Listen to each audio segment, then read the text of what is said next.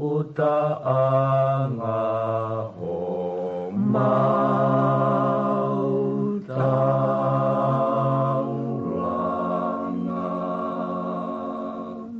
Halapaini tu ka whakamatala, hona ni whiroa mai whaingata, no noa tawa ke whai ana, me tatalo moe o tu hei lala, halapaini tu ka whakamatala, hona ni whiroa mai whaingata, no noa tawa ke whai ana, me tatalo moe o tu hei lala. E wisai, parwhakapo, a maasi mohono fuloto, kaneongo, eneto, na maunga ki e tai pono, na e toko, e whanua, e tupau o hapai ki olunga, ke malui, me olunga, a tonga nio whai o tupu tupua. Utulai na o tumatanga, matakau no weka whakautanga, matangi mari e ko maua whaanga, utokalonga luko e hake anga, utula aina o tumatanga, matakau no weka whakautanga, matangi mari e ko maua whaanga, utokalonga luko e hake anga, he wisai, whakapo, a maasi mohono fuloto, kaneongo, eneto, na maunga ki e tai pono, na e toko, e whanua, e topau o hapai ki olunga, ke malui, me olunga, a tonga nio whai o tupu tupua, lele a moe mai ko mokotu, ko e whangwe lolo a halai walu, sia ko ka whoa alo i talau, lo se o whatai situ a o whatu, lele a moe mai ko mokotu, ko e whangwe lolo a halai walu, sia ko ka whoa alo i talau, lo se o whatai situ a o whatu, e wisai, whakapo, a maasi mohono fuloto, kaneongo, eneto, na maunga ki e tai pono, na e toko, e whanua, e topau o hapai ki olunga, ke malui, me olunga, a tonga nio whai o tupu tupua.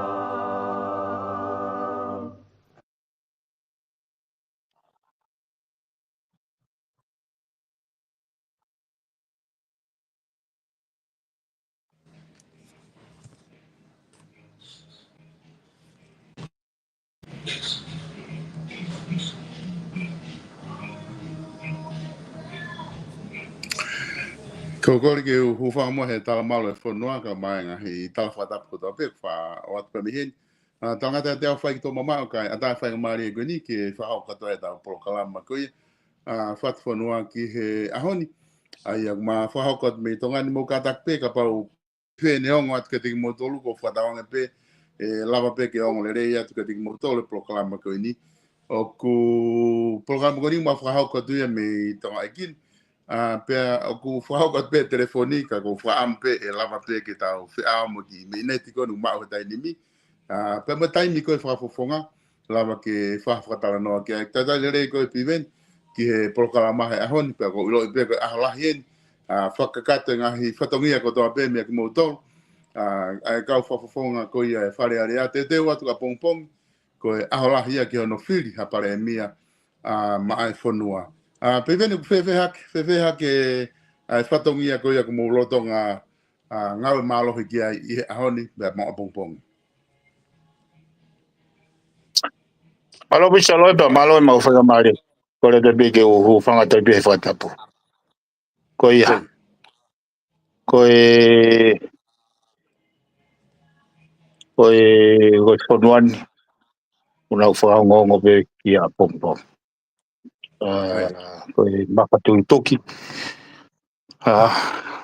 Moe pereperenges moe. Ngata nga we fa pongpongi. Oku ave ka to pe mau falala. O tuku e pire ho hiki. Moe mau tui. E nau lava o whakatoka ngai o nau whatongi a whakatoltalu. Koe tau kakai. Moe au wala kene awhio. E mga whaago ini oku whe mau e ke tau tiktipi. Tiktipi e loloto o tau mafu. E mau hai e tau lawa matu waki. Ngahi whakatauere mo e ngahi peau tāo e hala whanonga. Kauko umai ke momenti ko ini o wai amanaki lelei e whakapoto ai anga ai whaitutone e pare. Ko whenga pe hoki o anga maranga i solo ko kupu ni mao no ko ni sutone une ke tala mai pe ko e whareta. Nea ngā wai te pire ho eiki, nea ngā wai te pire kakai. Ka ki au i he whakaupau, o wai po na ngai whatongi a whaunsi. Lolotonga e oku kei pehe ko ni sutone pau ke tau kumi, i a whaunga i lawa ngā ue. Make sure au ngā ue. Ko toi tai ni mi e piveni ko le au ko ni mahino ko ki ahoni. Unga foka pongpong yo kwai ai fili. Ko mahino ha quantitati o toko fiha ka quantitati ke paremia o kulava ke mahino ke te koe i he tu ko he ahoni o kulava ke ilo i he ahoni pe o toki ilo i pe ngai ka quantitati ia i he taimi ko e whai ai whare area pongpongi. Ko tuko he taimi ni o ke au teiti ma whare area ahoni. Ka koe ne au koe ki ane uhu, nei ki taha pe ai nomination he. Koe whaamuia ai pare, whaamuia ai sea, whaamuia hau eiki, whaamuia mautolu goni me maute pire, ke taha pe nomination. Pea koe ke umau au ke ta programa koe ne taimini pe ko o stoi whahuha nomination. Ka koe whakaukau solo, ka iai hato e nomination e whakahu he ahoni. E kai ke hala ke ulau koe whakamoweu. Pe koe whakamoweu, pe koe tala tau.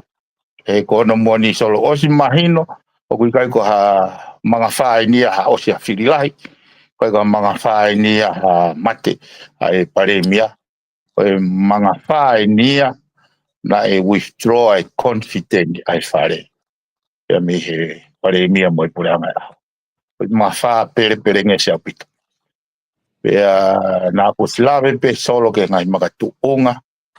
O kumatu tamaki ai ka au e kusio ki he whafotunga ai whafisi ko e paremia.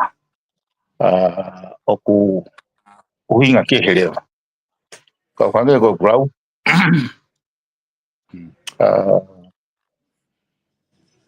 Koe pure anga koe o ku whakapoto. He whakakau a te pire kau no pire.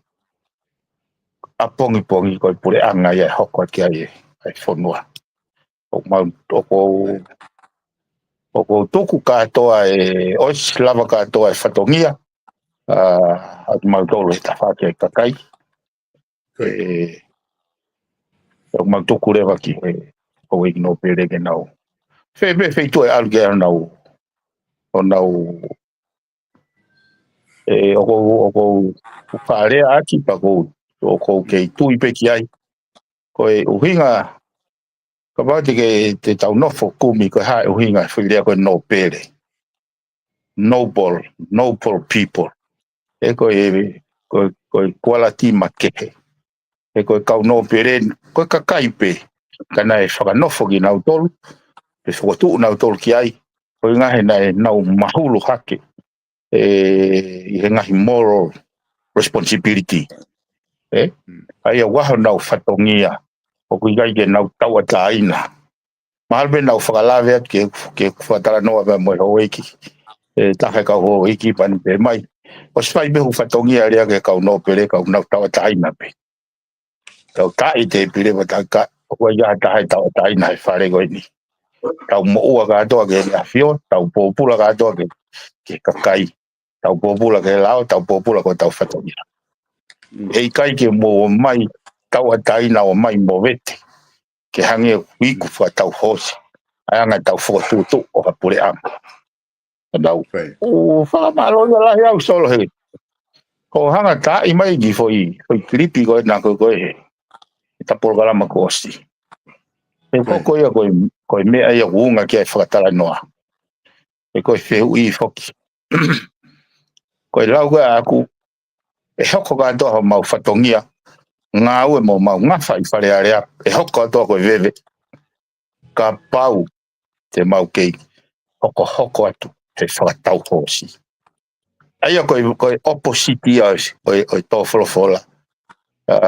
Ke aonga ngā aue, pelere ngā aue ka whawhawha wharearea. Ko pau ke nau whakalala o tua. The complete opposite koe whakatau hosi. Oi whalala o tua koe whalala hosi. Aia ki au rewa. A pau, nau nofu hoko whakaukau he wai mo oni ai. Kona moni sol he nau kau au ia he ko huinga whaia e lotu. He kamata mau pe moni te ko tau pe whai lotu. Pea ko e tūsi te mo toenga wike, o hoko atuai, o maulau pe hiwai pe e lotau mau. Hanau whihui au pe ko hame o whaia e lotu, kai ke o mai hataki lotu. Nau whihui au mea ko ia.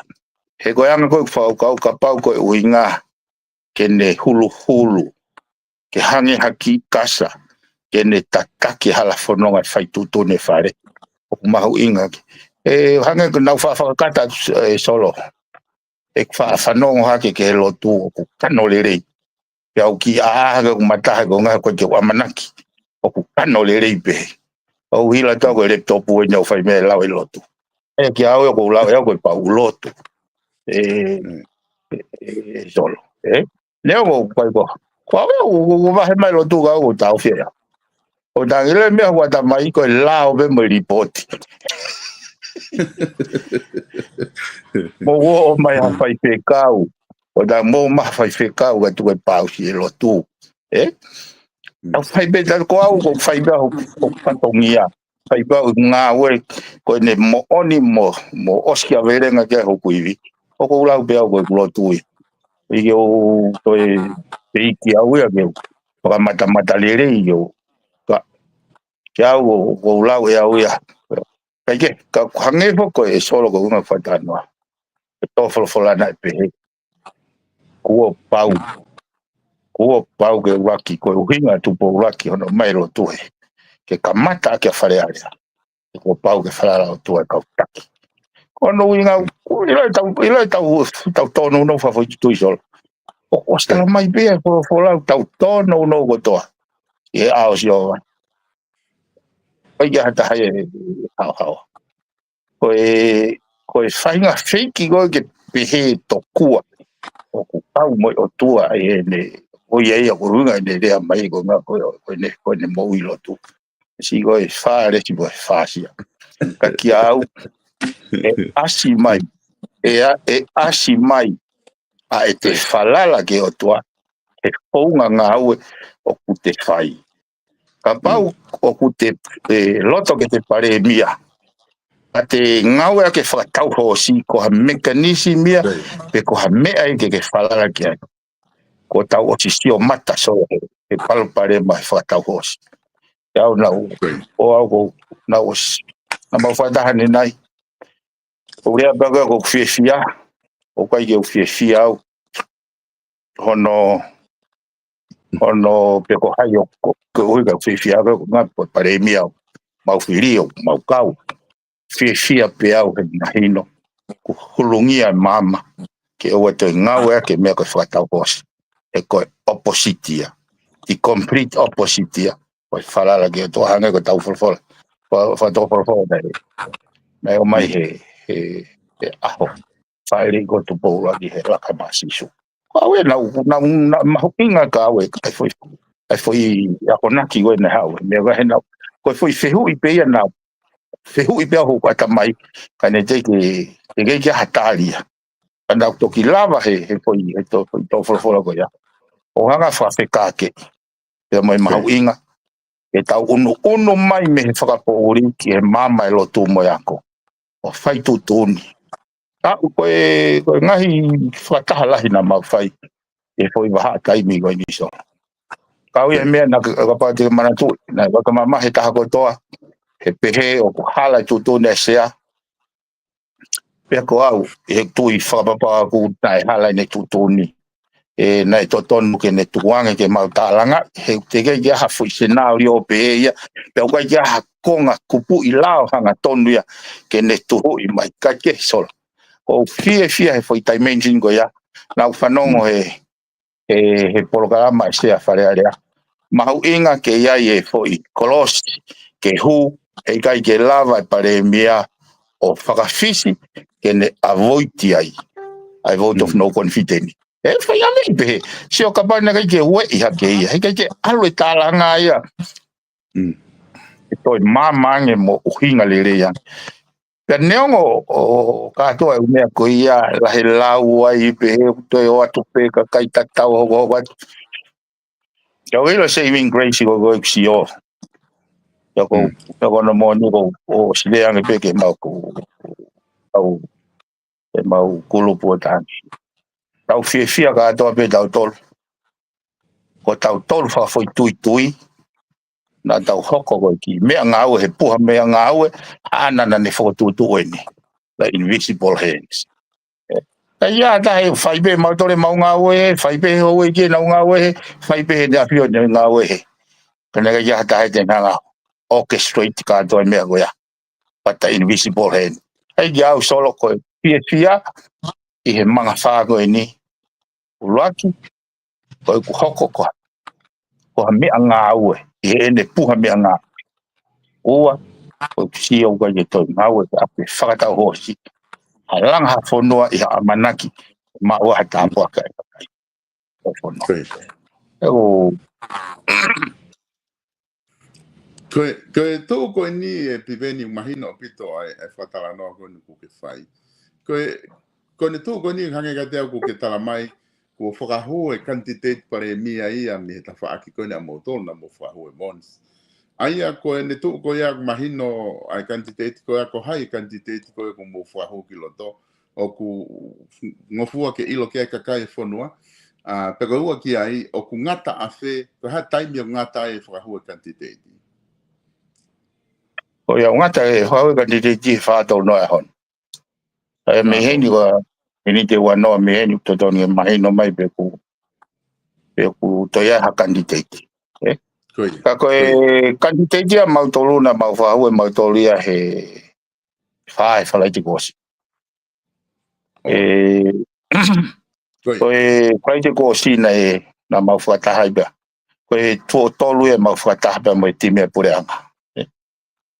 Na wanga whakamama whai mau peka ki nau tolu. Babau nau loto ke toi rebuilding ngahi bridge. Ki au kwa ki te tonu ke nau te whau maha nau nominations. Ka mau nomination peta.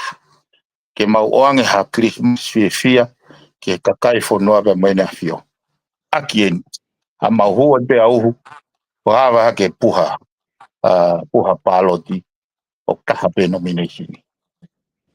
Aia koe lau maari e nau whanga pōtani. Pe ai whaingo fua rewa ke advocate. Ai pare mia. He koe nau whakahoka ngā nau tolu. Uke ahau te kei mau whotutu. Ke pehe. Uke ka pau ko siaha whotutu. Ia pare mia mo kau tamako. Kau te kei mau omai a ki ha whakataha. Ke mau tala noa ai a ngahi wahi portfolio. Taha mea na hanga whakamama whai. Oua ai ke makatunga hao vouti, ko nga ko atu portfolio ko fa tau hosi na eke ka na tolu mo tala mai ange hake heke ai pehe e siutasi o mai e te nari tolu noa ka hanga o lava kia sisu ko hana ke ia ko ha hono ke ia o pehe atu o mai ha portfolio ka o atu e kuoti ma it is the lowest level of human life ai ki au ka toa u paloparema anga sio e fai tu toni o hapare mia ia fahinga pure anga ono inga he na ne rock whakatau ia ai atunga portfolio he makatunga pe he foi voti atape so time go e fai halai e time ke paloparema ha minister kai te lava pare mia sio ki ai kai te lava pare mia te fa tonton ai ko foi vete ia ko foi fai ngata ia nga ia na tau fiku ki moi ka ko e neongo ai se tohi aki moi se launga ke kakai moi kau nemi pape e pehe e kumore pure anga ko tangi ko foi manga fa ko indi ke more porque le more pure anga ki he faha i pe ko na winga mai ia ai tu fa ta ho ki e ko pe au fe mau ke to civi te visit ka to ai tau ki au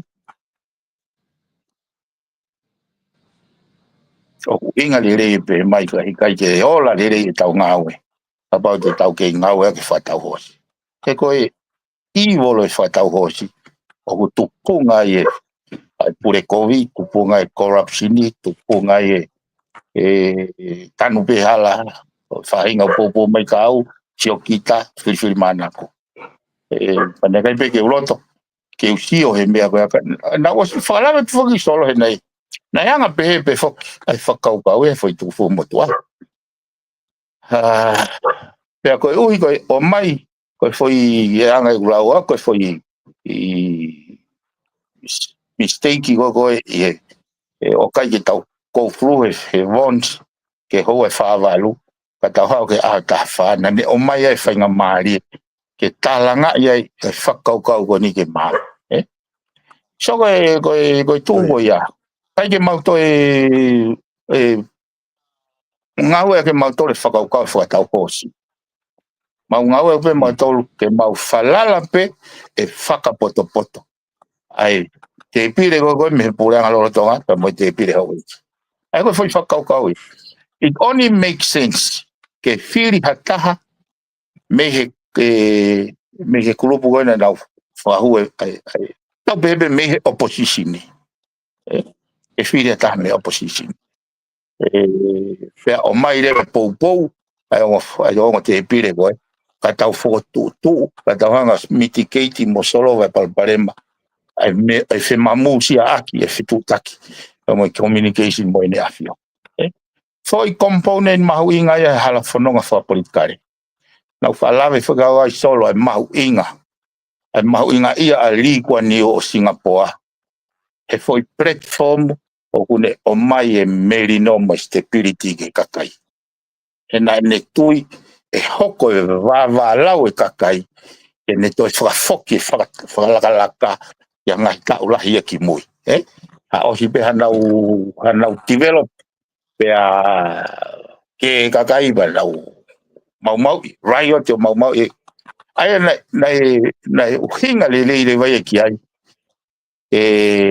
ke ne puke stability o merino i ka ko mena ni ngawe i ko corruption ni ha pure anga anti corrupt ai ko sio ya sol component en afio que anga puke pero sé que mari me ko ni sol ka la pe ki ai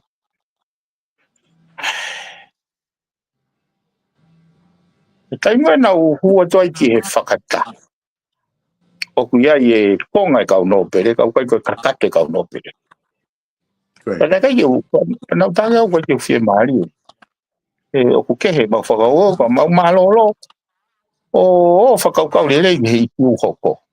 Pa mau tō whataha mai. Ako mau whataha tue aho taha. Io, pea whakahau pea tatonu peke whakpeka o ino pere o. Whataha pe mo kau no pere. Tau ai ha mea o very no pere, very noble, eh? Noble reasons, noble motives.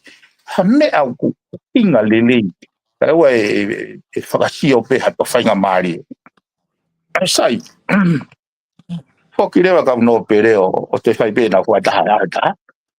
Whaipe mo ma whakataha ma tore ata. O mautala noa iai, pe koe hae ai mea, e mau ngā we i aki ki hana whakatu hapurea. O hake ai whakaukau, o whakatu at heiga i e tau lava, o ngā we aki tenga i a kau te tau. Ka tau amanako ha fua ke. Pau beke fua mai koe corruption. A mau ngā we aki mua, ai mamai lo tu mo yanko. Tau focus, hano whiri ha tau pare mia. E koe no, koe mea koe no hoka pongpongi koe, whiri pare mia. Tau nominate ia. Koe ui na mau o loto tahakia. Ka mau tuange hau eki, ke nau pai ho nau whatongia. Paka na panga maari e hala whanonga. Koe mea koe mahino koe mau tolu. Nē kei tokoni, ki hono, ke mga whago ini, ai statement whakawhisi koe ai pare mia.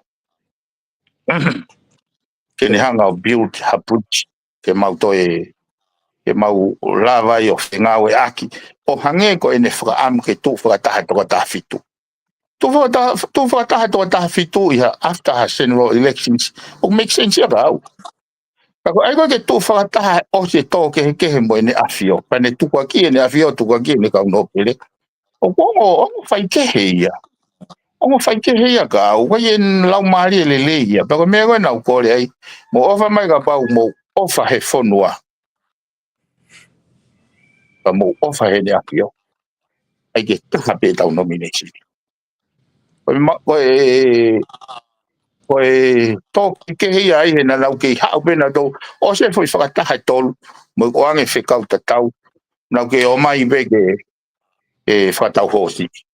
Ke o mai ha, o nau tō whiha nau tolu, maha tūnga minista ai whiha ka nau tolu. Ai nau kuongo e au e o kai ke uhinga le rei, o kai ke nau mai na tōm, o analyse o le rei mai, context mo situation, circumstances, ke maka tūnga e nau whai te tūni. Sai na mau mātuku rewa ka nau whoki e nau te pire, ka nau toki ke pēki mai ki mua he whaage mau te whata. Oi ne hau peke whaau te keke, asi maha nau ki whatokanga mai ta. O whahau kanga e mau kau o candidate, mo whahau e moto. Post, whahau e moto lia he whalai te ko uhinga ni sol, na uhinga ben. Kono uhinga he kaike amana ki au, o kufu matolu pehe, ai angai nau tunga whakaukau. Nā amanaki au te nau hau o mama, e mau whata.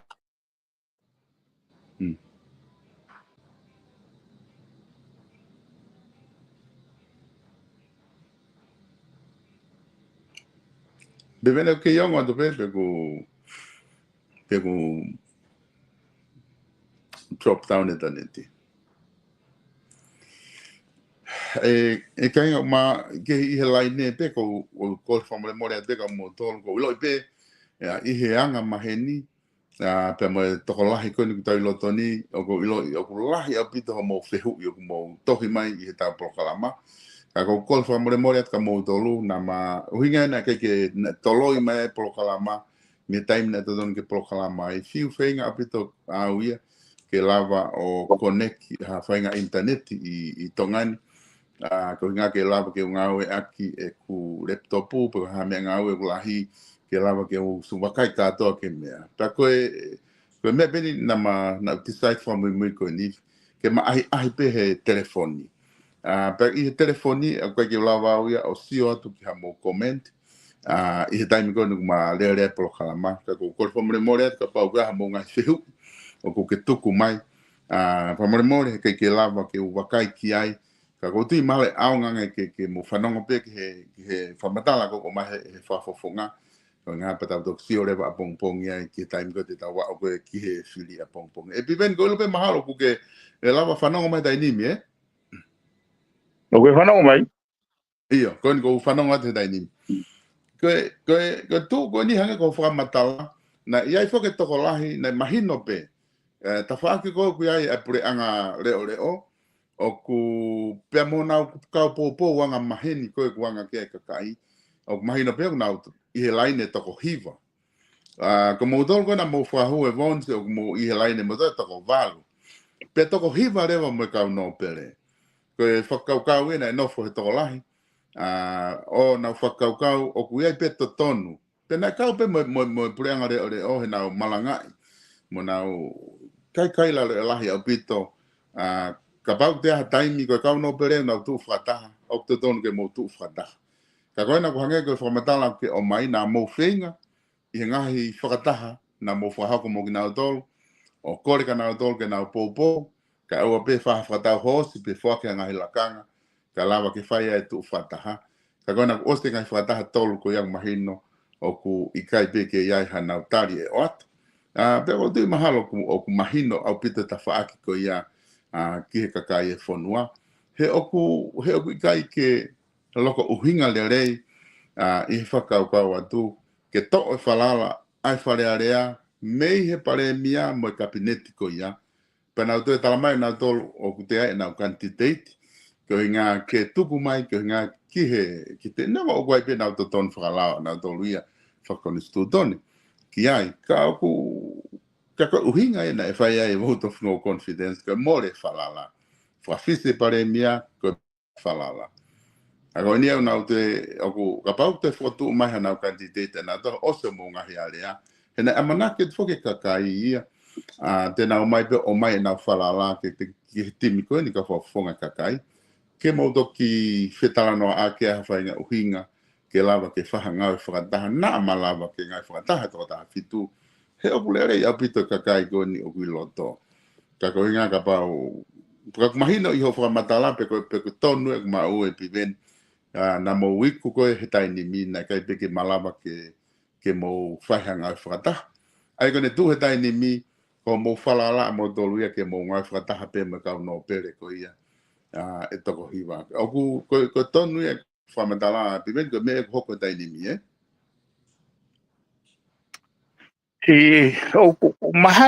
mahalo pe ko whakarea hei kai tonu. Koe. He koe hono hinga he koe kuanga I whakakau solo. O koe whareo taha pe. Koe. E au kuiai ai ngahi responsibility kehe ai. Koe. Koe ki awea. Koe te pire kau no pere. Ko nau tolu.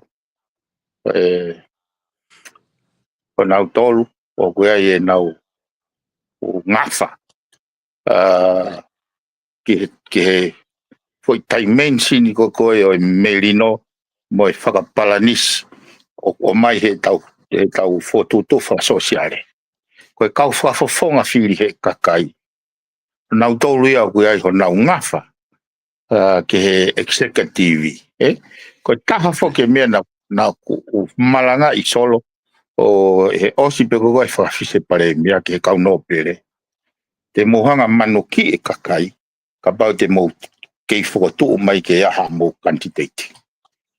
Ko whapapawa te mo manuki e kakai. E hene pehe o to tonu ke mo pou ki ha kantiteiti me he whaha e opposition. Ke ne hanga whakatau e wholau e waka e whonua e whoi waha taimi koini. Ko ui ke te lava mitigate e waha motui. Ko osi teke utua. Matui na teke utua pe he rock vote of no confidence. Ka koe uhi nai kai ke proactive e whakaukau e kau no pere. Mana la hange nau I ka he motuani. E la hange nau manako ke tokanga ke benefiti. Ka kai ke nau whatokanga e koi rolo ke na hanga stabilize. Tana ku kore pehe foki ke pare mia. Ke whakawhisi. Ko uhi ke ne whakamau popo mai whonua o ai ke hange tu mangaua. Kai ke ne whaifoi mea ko ia. ura ki hauia o whakiki. Ako whe ne tau whatonga e whihia pe pa te whakawhisi. Ako mau o activate foi processi ia. Sai, nā toi kore pe pe taimne whawhe mai ai e candidate ko ni e pare mia ko a nau tolu William Latu. Ko au rewa nau hanga o advocate ke mau whakaata ke mau pōtala noa. Ke o mai e nau whakaukau, ta mau wahe whakaukau. Pea ko taimwena nau mai ai, nau toi advice pe, mo ai ke taha pe nomination ni, ke tau whakamao po opo kakai. Pena e kupu i ngai kupu i rea nau hanga o email i ka atoa ki nau tau. O pehe, o kai ke lele ia ki hene asio, ke sio mai ke nofa kakai o. O weu, kai ke lele ke kau no pere, ke sio mai ke nofa nau kai ngau mo weu. Ka koe tui, hou eiki, moi kakai, o ku taha o nau mafu ke pure i lele e tu hau e whanua. O ia e o waho tau ngafa whatongia, ke tau hiria ko tau uma, o hangeha tau kolosi, o tau fua, ko ui kakai e whanua. Mo omi, ka pau e pehe he ko tāne, wen ka mautolo te tuku ke he ka pau na o si mumui, ta whaki mea ke heia, ka kia au i ha whakataha anga, o te ke tāranga iai, ha wahe, ai portfolio. Nai mahuinga peka te au ko foi process ke fo tue pare mea, o kai makatunga ia he whakatau hosi, ke pehe ke whiri he pare mea, he o atu ho minister. Nā kuloto ke maa foi process ko ia, mau tui, ko tō taha ini he foi mga hala ko ini, tene ave, fo maa popo fo noa ke whiri hoko. Nā kuwharea ia koe whare maha ki e whiri hoko. Ka koe whatongia i interim government me waha koe ni ke whiri hoko, ono la lava ngahi mata i lavea, ke whakasisi e toto, kai toki ave e motua lavea ki ke whiri hoko, ke o mai he kakai e mente i. Ka pau kei pehe kakai ke kei purei, i whakatahamu pe hai nau tukhau, nau whiri mai pure anga lorotonga. Ka pau nau pehe ke purei lere, pa nau whiri mai kau whafonga, o nau tau kawe, ke purei lere whanua. Koe anga ia e sio e sol.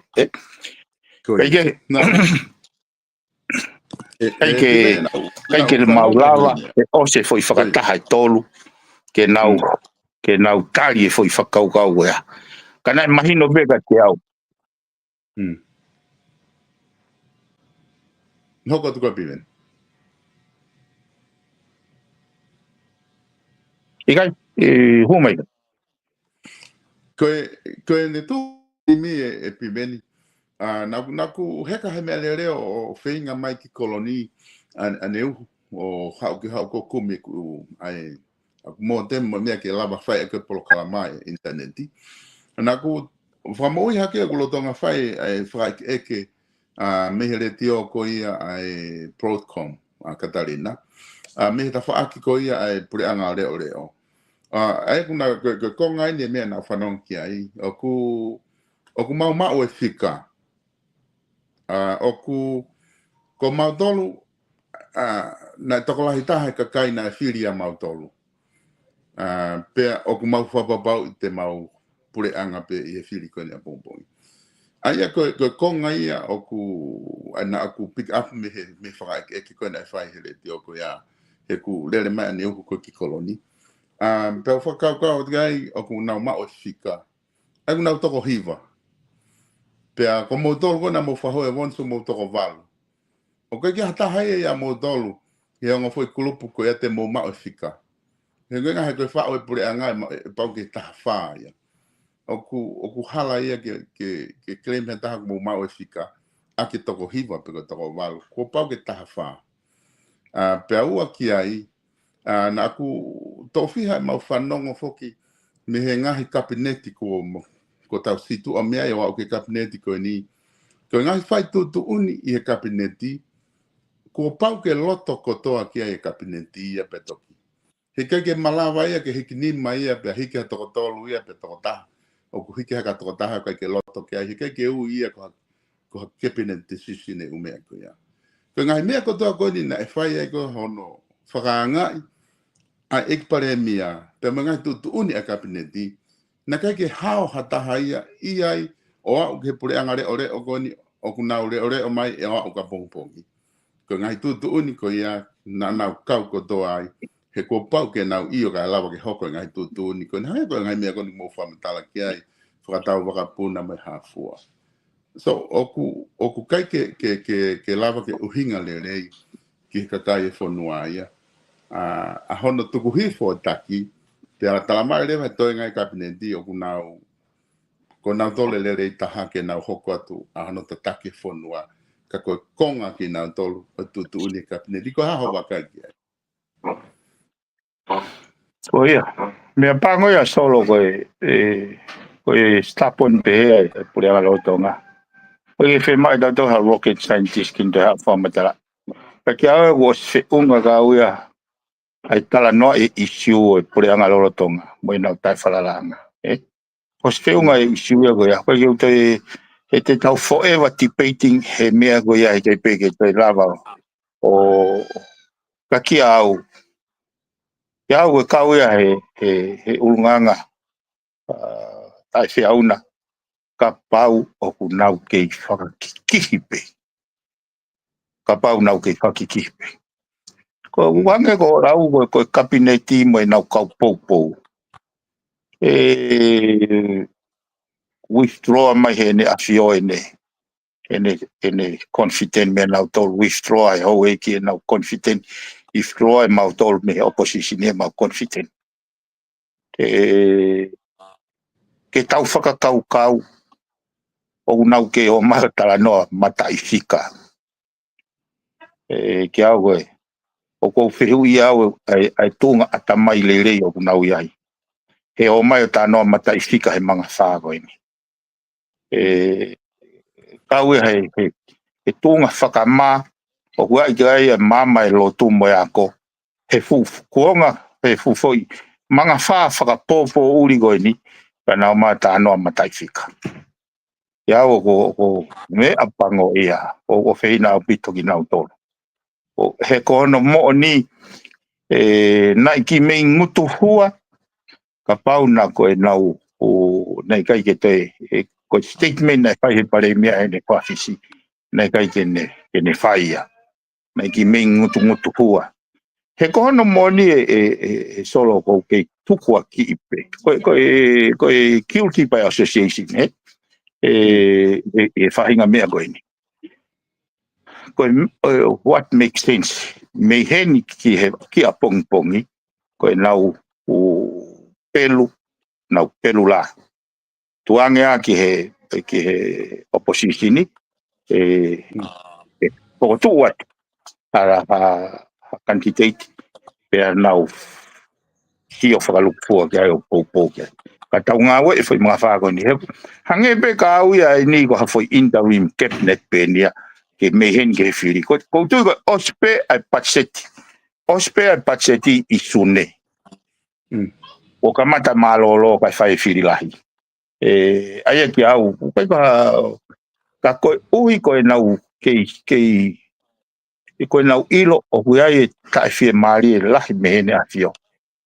Taha pe ko mahino ko aku ko mahino ko aku ko hoha mai ke mismanagement mo ngai fai tutu uni o ku override ai hange go ni te wa pe fa da go ni kono ngawe aki silini ya mo paanga retirement ni ke fai ke pakatau hotel te ke o mai ki fare area fai ke ngai pakatau wakapuna te ke o mai wa ko mai fare area ko ngai isuia o kui kai ko ha me asi ia ko o ti saite ngai position faka fonua hange ko ni na o slave be hange ko va ko o Palestine be mo Israeli fe ma ga ta position as a nation ko va si ai na America fe ma ga ta position as a nation ko tu iba aku ko o position mafa tu be ke fai be ne afia ko ha no hinga he ko pare mia ya o kulili uia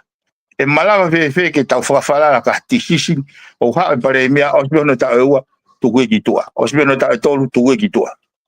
Kene fai tu uni i he ngahi wā whakatua pure anga.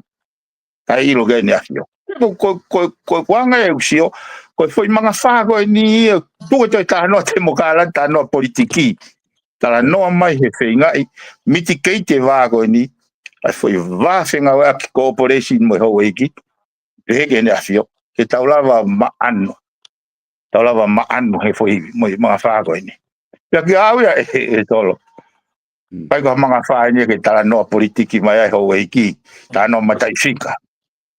O nau whatongia, o nau tōria mehe. Foi social, moral responsibility. Tuka mau tōria ke mau tānoa politiki. Tānoa te mokalati, ma tānoa he ngahi i matuunga ke purei re whanua. Aia ki au, ka pau e pereipe he taha e ne function, e ne role, te tau whakaheke kai whanuani. Ki ha tonga, e toronga motuloa, e whaitapu e ki nai pehe o tua ano. Mga hiara whanonga. Koe anga e whakaukau. Ki au ko... Koe tū koe ni piveni mahino koe oswahu homo kantitei ki loto. Toko walu koa ki mo tolu ka whafonga koe na mo whahu e bonds. Pea koe homo amanaki lele he mama pe melotu e whiri whapatapota ka no pere. Koe hinga ka lava ki au e ngahi. Uhinga koe na e whai e bonds. Kone tū ko ia, ko mō whataha whaosina whahe ahoni, o ko mō whia maari e kotoa, a ke tō walu koe ni, ko mō kaha mea koe ke mō whia maari e, ka ko mō oso mō whataha, o ko mō whia maari e mo amanaki lerei ki he whiri koe a pongpongi. Ko ia, nā mau toko whitu pe, nai puri a siutasi iskari o te ia. Oi, nā mau toko whitu pe. Mana lo tō alo tia o whakasio ne fwoi tēnare tōno. Oia. Nā mau tō whitu pepe mo e o whawhonga me o e kino pere. Ea mau mātuku mai o mau whie maari e kātoa ki he hala whanonga ko e whanua. Nā whakahoko pepe o no pere. The policy ne o kōti. Oi mea ia e hau e ki. Pau mō whie taratau ke na whio mō ilo moto e hala ko ia. Pau mō loto ke tau whenga wak mo na whio mō ilo e hala ko ia. Ko ka mea ke te haa ta whai no ino moto ia. Pai te whenga ke tau te malanga wholoa tatau pompong. Ka koe amanaki mo e ku. Koe ku amanaki mo e ku lotu. Ke puluha mama e poreanga lotonga. Ka tuange pe nomination ni ke ta. Koe uraki ai tene lava rea vai o whakaata. Ke konsita ai fufoi ke kabineti he fufoi full sekolo fare area koe poini fokia e solo mea na no fogo tau kave o a pito te ke whakamagatunga e vahe ai portfolio ko ngaka ko vote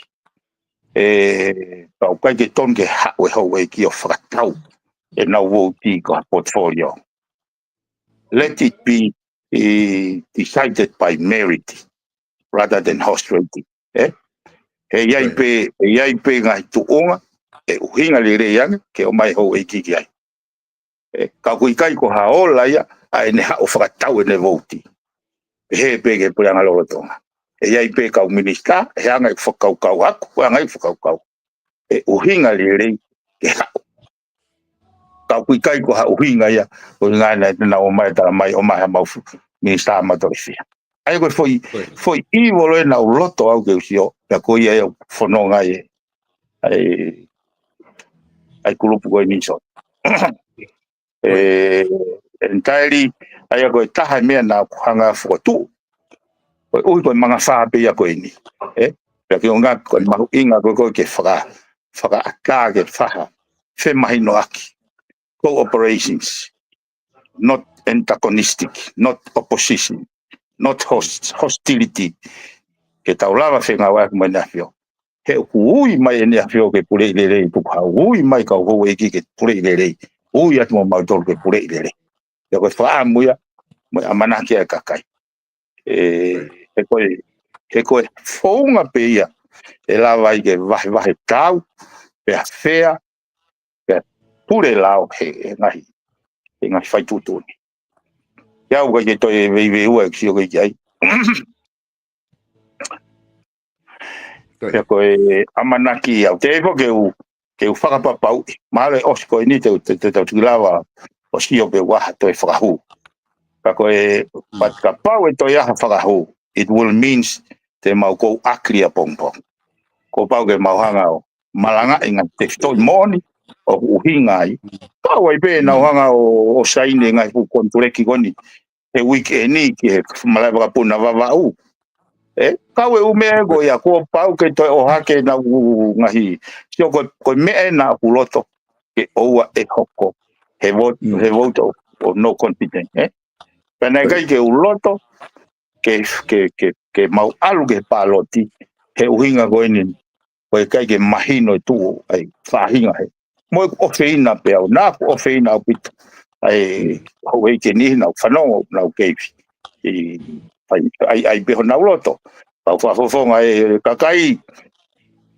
na ke ai talanga tape ai ke au e tolo o pere ngesi o ya fo no go ni pa ko pau ke tau tip tip tau ni na soul ke tau ha mo fahinga ounce of power ke tau lava fo no ngai ko ya la go ni ya o ke mama me go ni me ngai po tu ai go lau o fia be go ko ki me nga we e po me nga we of the invisible hand o kune design nga do ha me ho ko bombongi me be na spau be ho ai pa we me na ku tau fia me ko engineer e mau kulupo tau fia be ai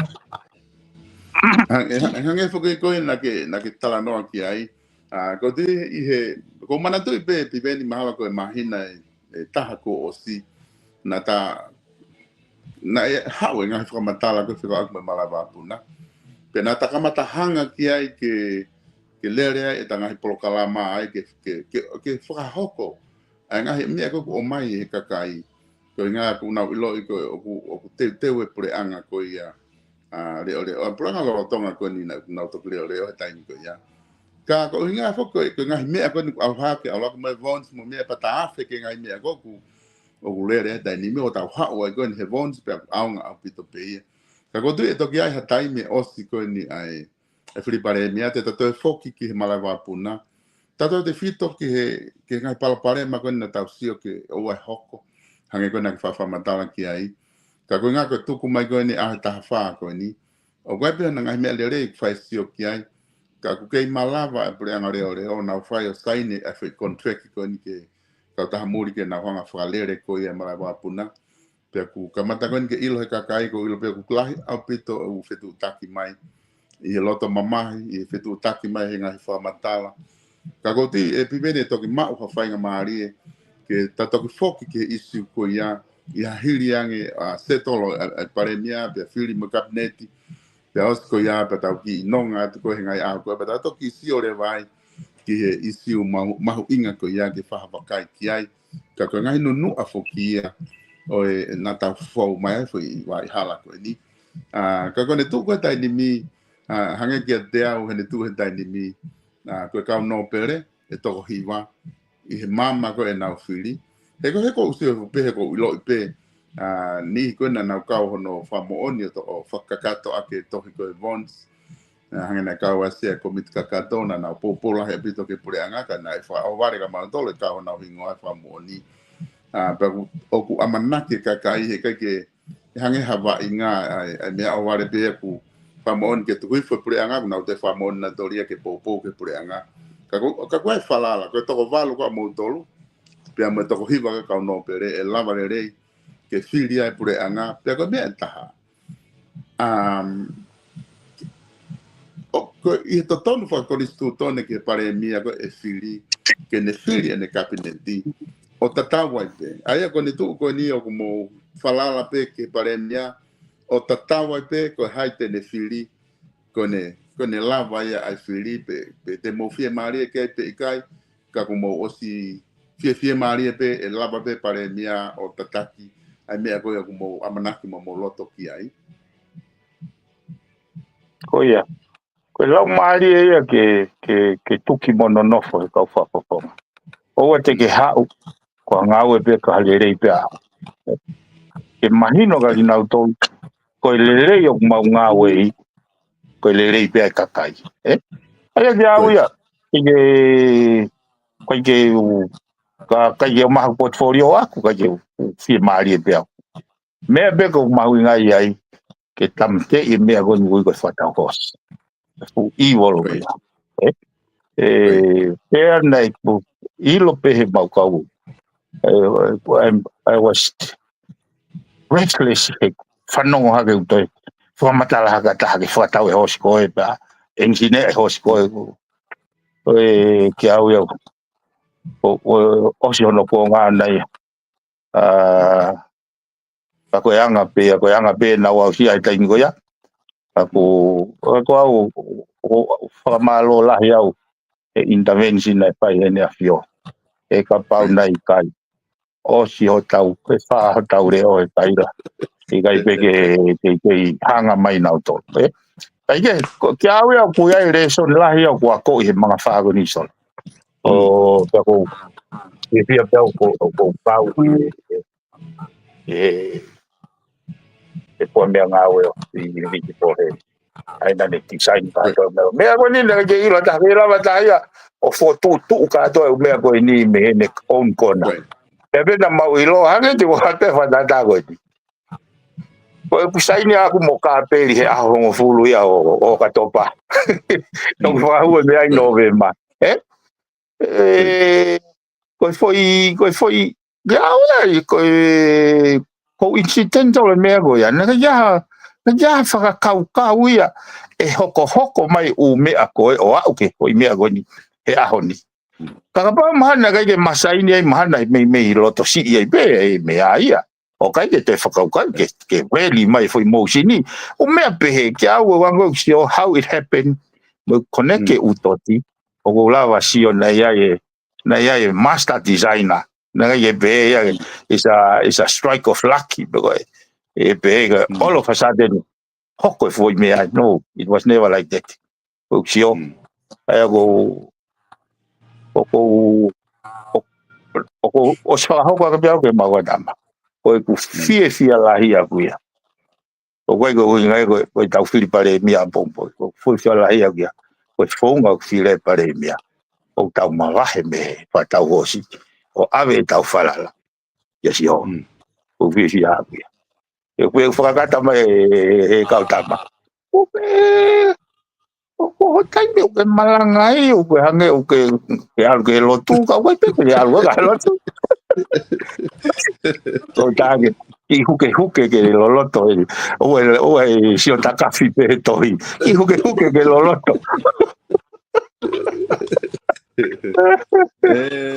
Piveni ko dio ku whawhiwhia pita pa whawhia maari e lama peke whanonga te kainga ke te kuma kau followers ke koe tunga ku mo whamui mui taha ku au ke ai teu ko la pongpongi ko amanaki pe e malawa ke alato a pongpong ki whalearea o wakai ki he tunga ko ku ai ka pau e malawa tari he sea ke whahuat ke lava ke sio poko hai e pare miana lava faha ki e ke vabe pe minte ni ma pe fiha ke ngai fanki mi ai ma wa ni hi loto fale area faha ki tala no ke ka ko mi ala he o wakai ke fonua pe ka wa mo ki mal dol ko hai e fili ke ne hoko ko pare mia o fonua a pongpong o hoko atuai i foi ta o ta ko ni toi ka te wa te fa mai ko ni ka pa wa mi a ke loto ke fakakato ai pro kalama ata mawaya e ahoni ta toki wakai a pongpong i whare area ka hatu ngā wau ki ai.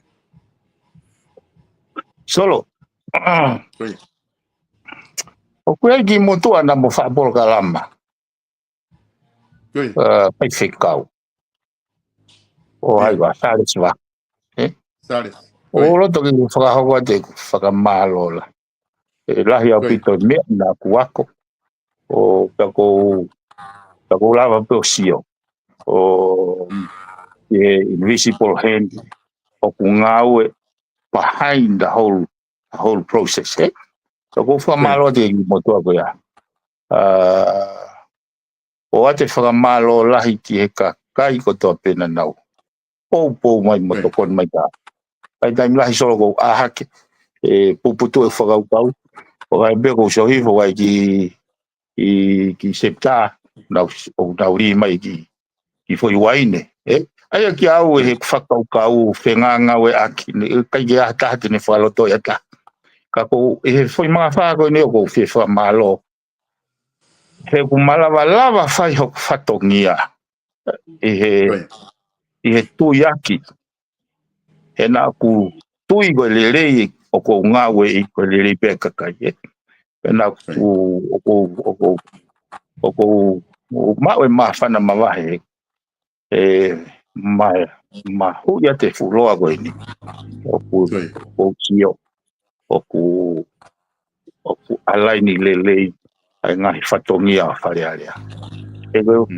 O kai ko haki mea si i ene solo ai. A hono whakatatafe atu e whaunga e whatau hosi. Ene o mai e nau kovi. Nau kovi hanga ono pure e whanua. E koe ngahi, e koe whehu i koe he toko la.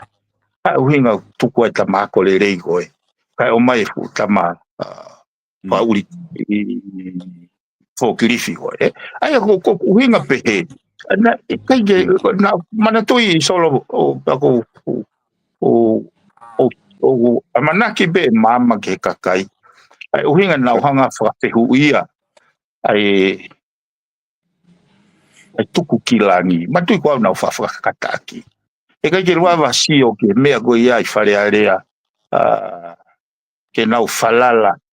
Ke tuku whanua na e whai. Ka nau ngawe ke whakatau hosi. Ko mea ngawe ia. Ai evil. Nau nofu pea whakakaukau pehe. No pea whakaukau pehe. E fukakai ako, fukakai i pehe toko whanua lotu. Kako nea ome ke mga whako ini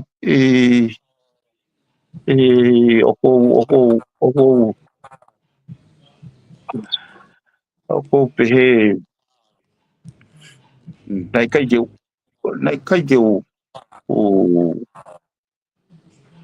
hanga whakatoka ngai. He koe taine koe nai, e wisaine pare mia, koe taka ko toa pena o whakaukau ia ki he. Koe hose ako. Ana kula ue foi waha taimi ko ia ke e turese isu ko ia. E turese mo isu o lavaki. Koe hai mea, e turese mo isu ka pau te tau tuu whakataha. Koe hai concept, koe hai kaweinga. Tene hanga o mai e tuu whakataha. Ke tau lawa o whepoupo waki. Ka koe kai koe tuu whakataha he whakangari lelei. Koe uhi pe o ku whahai kehe kau tama koe te tau whahai taha tau tolu. Hire ang koe kehe pe. Ai nau nofo ke uhanga o ka koe nofo pe o whakatumutumu pe. He foi i mafuri hake me he aho e ua. O e whawalu o aho e taha wha. Nā kei mei loto si iau solo. Matui nā ta polo kalama tau au teke mau whakata. Pea wahe whakaukau. O kai ko ha ko osi ko ngai e whatau hosi. E fuko ngā mama koe. Ana i kai ke lawa ha mite ni ma mite hongo fulu e ko hanga o ate whakaukau. Mafuri ka atoa tui kai. Taim tatau nei kai ke mau pe maino aku matoma ho e ki ke hanga e nau whakaukau. Ko ongo mai pe ko nu nau tu fata kana lau ai ki hau eu o ku ke he ko me nau hanga eu fa mama fai he mau timi he mau fata o au pito ke mo mai o to waki mai ke fata hanga ko ni ke pehe to ku au pehela i hanga we na ke fai ke tau arrive he foi manga fa ko ni o dat ka pau na ikai headed not ke intervention e la fio ke whakapoto e ne kau hou eiki. O se tau ni te peke whanongo mai pure angaia. Pe fie whanongo mai. Kau tau whakamalo ka ato pa ki au rewa he fwoi taimi ko ia. O ko mahui ngai ke o ai fail. He ka fail e interim government ko ni ke whiri. Ko fail ia e ne afio. Pe ko hui ko ne pe kua pau ke u whakapapau e au, ai mea ko ulawa sio ki ai, ke o e toi hoko ia, he pureanga koe. Ke au e ko tu iau solo ke koe tangatau, o ku riu kawa pe ne mo ui mo folau, humu pe mo alu, tō pe mo tu. Ke koe lau hukia koe ai tohiu, koe mao ni o ni ugu, humu tō fitu tu o vale. Ai koe ke tala mai o te ke humu, tala mai ke o te ke humu pe o toko toai. Toko. E whakalaka mau pe e te tū he te tō. E koe lau maari e ia. He ku vilo pe ve te ka taimi. A honi o koe fōhifo, a bongbong o koe fōhaki. Ai o kai ke aha mea ia ke ne karenti he gai te ke tō. Ko pau ke tō, koe hala whanonga. Koe whakanatula ia. Ngahi netulo fenomena ia. Ka kua pau ke hanga acknowledge ka ke tuu o whanonga. Kai koe tō e tō toko. Ai ki au. Ane koe kau tio au ia. He sio koe whare area. Ka tō e kau osi ka tō mo koe. Tau pehe. O tui waka no. O nuku. O ngai pureanga koe. Kau kai ke o mai e kōhiri o whamau ia ki koe ni. Koe tau pāsi mai peha mga whā. O mai he mesi mo e whawhakamore ia. Ai o tua ke hanga redeem yourself and do something better than yesterday. Ai ki au ia ko kai ke ko au ia kai ke holu au ia evil ke pureanga motua.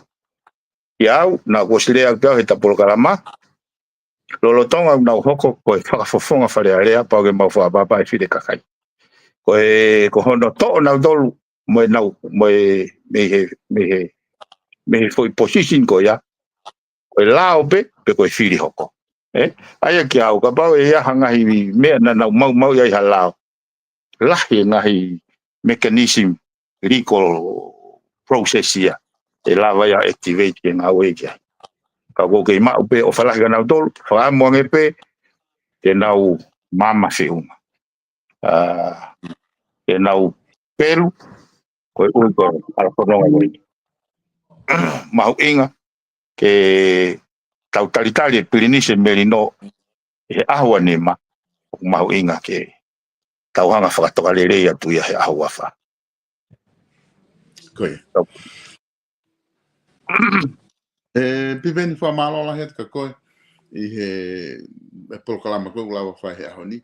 Peko tui mahalo o koe wha maa po na kukios o mai.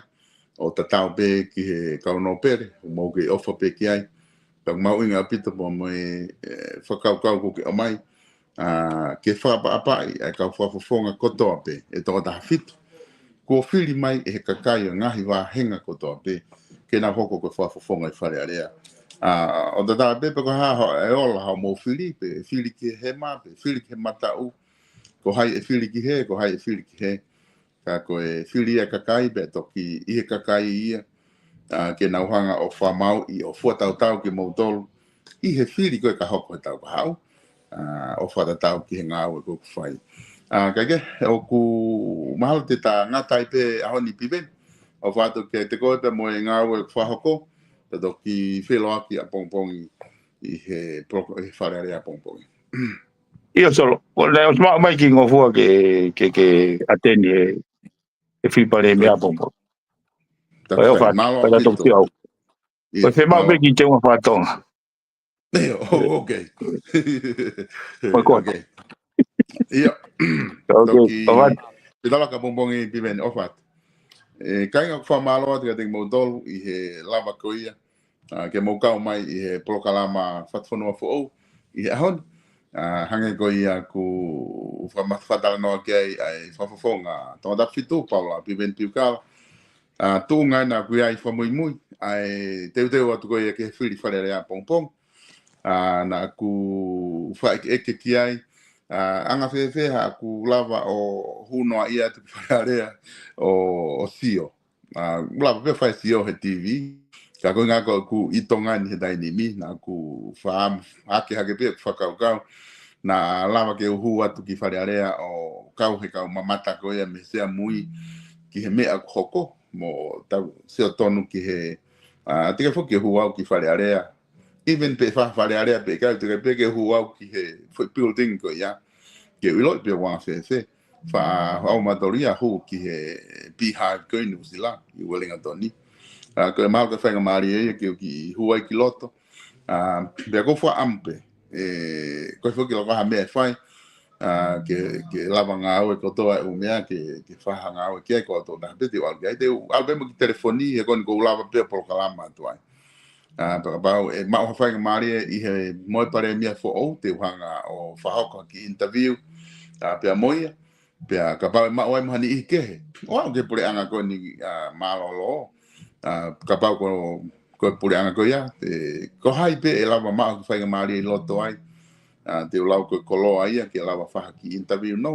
holo pe ko apolo kalama hoa ta ko fei te ua tolu alu ke tamahoko ki tala no at kia kake ko tunga ia ko ai prokalama ka kwange ko fa malo ko fa ti veni mana tu ifoki na o sta pune nga prokalama ia me he vipon media i he wiki ko osi tu ka ko wiki atu ka ki lele bo ne prokalama ko nga ko tunga pe ta filiparemia ka kwange ko e famalo na fai piveni famalo ki he fafikao satisfaka pe mo fango sai ne i he nga tokoni malo ku fahoko ki fonga i nga tapa ki he o ku kau pe mo famalo atu pe me vipon media ki he fafango sai ne ko tokoni ko fai fafango sai ne ki he vipon media ko e fakalere na prokalama i he vipon media me he kamata anga tau fe pueri o au ki tisema o ku na sponsor pe na prokalama o fai o totong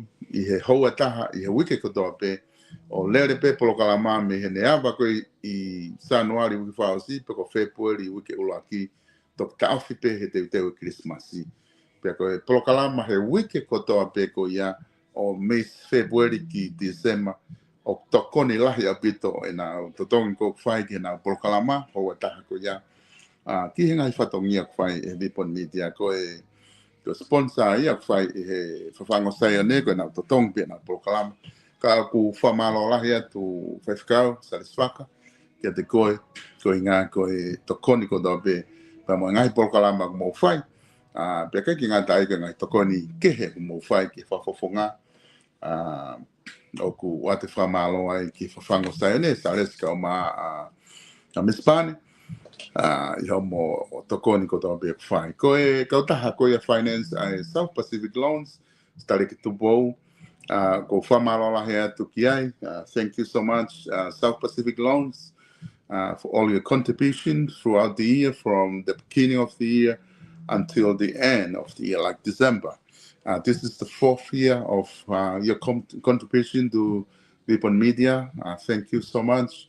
If you people need any in Auckland, if you need any financial, if you are facing any financial hardship or looking to have a loans for families, South Pacific Loans 0800 88 98 88. That's the number that you can call South Pacific Loans. Malo apito starek kamai kaungawe e mo tokoni ko dobe fai ki he Vipon Media ta o kene fa ho mo sponsor hoko pe prokalama ke hoko atu ngai prokalama mo o atu pe miheni ko e wharekolo wala ko ia Beach Fashion Store o tu i loto nuku alofa ko ate whamalo lahi ke te motolu mandu yang kainga ko e te ni Christmasi ko apongpongi o ku o stau mai uta ko so pesina te whahua te uta fo he ahon ko apongpongi e lere pe me he walu ki he mahal ki he ua apongpongi porque tolu ka te homo Christmasi pe wa benga hi aho i he lotonga o e o se ngai amalolo hanga flight te mama to naki e te frava fare koloa te mo lape o fetu taki mai i fica telefoni wa fitu tolu ni mano pe ko balu fitu noa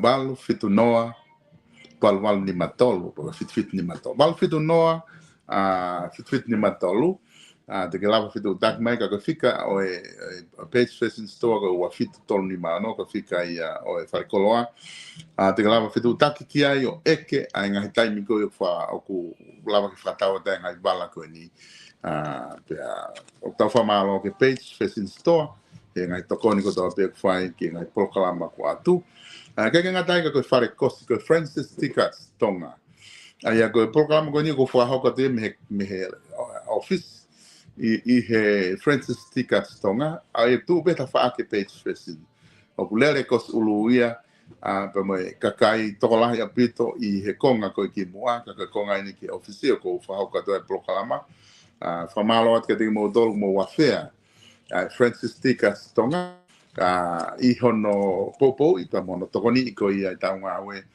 whamalo la het ki te mo dol ko e whamalo taha ki he siu i moana freight services a freti ka taha ave uta ko ia mi okalani ki Nukalofa pe no atu ko ia ngahi mea kai IC pe mi tonga ki okalani i he siu i moana freight services whamalo taha ki he akape royalty headstone a tesi ai kudu i Queenslandi o kuia ne kautaha maka o kuia mo ne kautaha tafalani pe o kuia mo ne live stream ha whahinga whia maupe i ngahi kautaha he ngahi viewing service ko ne une whai ko ni te ke lava pe o whetu taki ko tu waket maupe ai ngahi whika ko ni ka kukeke lava o sio ke ngahi whika ko ni telefoni ka ke whetu taki pe ka tesi ki Brisbane ngahi whia mau i he maka whamanatu tawa whalani pe mo e live stream e lava tesi to ko ni kia te koe koe kuna ni center ai ngahi mohenga ai kautaha ko ia a le pasi i he kuna ni center te ke lava fitu taki i loto habe loto na mau ha whahinga na whare pe te na lava o atia mau ia whainga mahu inga matua ka mama pero whao si lewa ko LC16 o ku atu e whamalo me kautaha ko ni una ukau no sponsor so whamalo mawa he ni ia ke ni ihia ki mautolu na mo fetu taki mai i he weke ko osi i whare na aku whai ko ngai polo kalama ko ni ulere atu ko ni wa o ke pong i mo hafu e taimi e lele atu ko ia i stapuni ko ia e tau polo kalama o ku whahoko atu pe ia i he tuunga ko ni o ku iai kana ku kore atu pe e ahataha ke fia toko ni mai a sponsor pa ke toko ni mai ko ngā ke lawa o fua ke ngai whatongia ko ni ngai polo kalama mwahe ko ni pena e ni i nana o si toko ni mai o whakai nau whanki taktola te au, taktola uangi au. Pea kwa maola heti ka tingi mo tolu, i he tokoni ko ia ku mo whai, lava lere iai ke whahoko atu e whanki proklama mawahe koe ni, a wao ke proklama koe aho ni, pe mei heni, au wha tamai ni ka koe, wai o koe ke lere tak totongia i ho proklama, ka koe taimi ko tau peu whia mau ho sponsor, pa kona uhi ngā pehe koe ke fund e ha pure anga pe ko whainga kautaha ai proklama ko whai o ku whai pe ngai proklama ko ni o whakamatu unga he kau sponsor ko wala mau ke nau toko ni pe ko ne ngata pe taimi ko whai sponsor ko ne tapu ni e nau totongi ko ngahi ova ko e ai ka ke mau sponsor ke ai ko lere te tai totongi pe ko ngā ka ko e anga pe e kore ka koe ke ulo pe ko taimi ni o whainga taa ko e taimi Christmas no time fausta ka ku ka wai be ka ga ia una feta kon pe na dori ngai tai ni ni ku ka ke na velo na do pe ave ki fe na panga ka ku ta re ngai to kon ko ia e fanki proclama extra ko ni ta to si a pong pong e he me fare area na lava o ko ke la pe lava fa hok pe ka ko anga pe fa ka ku to ki a influen ke hu ki ai pa lava ke fa ta noa mo hai e whiri e he whare area ki hoko ko ekparemia, te u whahoko ia, pera pai ke lava, te u toki oat peha ngahi ongongo, te u toki lai peha ngahi ongongo, o whikawa ki pea mo e ku experience te mau e ku huki ai. A pongpongi ka mo pouria, tau toki whilonga ki ko tuatonga ni afu ko e kehe atu. Afi o mea ko e afu i tongani o ku kehe atu, ka ko e whakalata o ku toe kehe atu mea ko e whakalata. Ko afu ko wai bona whainga ai ona turi hopo alu ki taha kau ko ha be whainga mea te ke lava o moko ai lava le re pe ia whai to ka ko e whakalata ko e mai ki tonga ni oua Ka mo boria tau to ki felok o fatu ki mo dol ko tope ka muy ka mo dol ko tope mo follow da programa pa me deu Sylvester Tonga me vipon media me tonga ek ka tau to ki sio